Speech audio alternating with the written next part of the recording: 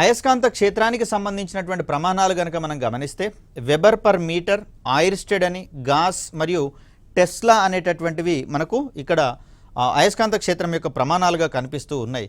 ఇక అయస్కాంత క్షేత్రంలో ఏ ఏ ప్రాంతాల వద్ద ఈ ఆకర్షణ ప్రభావాలు ఉంటాయి, ఆకర్షణ శక్తులు ఉంటాయని వివరించేటటువంటి కొన్ని నిర్దిష్టమైనటువంటి ఊహారేఖలను మనం గమనిస్తూ ఉంటాం.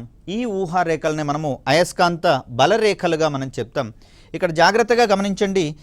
సో ఇటువైపు మనకు సౌత్ పోల్ అనేది వ్యవస్థితమై ఉంటుంది, ఇక్కడ మనకు నార్త్ పోల్ అనేది వ్యవస్థితమై ఉంటే ఇక్కడ నార్త్ పోల్ వెంబడి అయస్కాంత బలరేఖలు బయలుదేరి సౌత్ పోల్ వద్ద అంతమవుతున్నట్లుగా మనం ఇక్కడ చూస్తాం.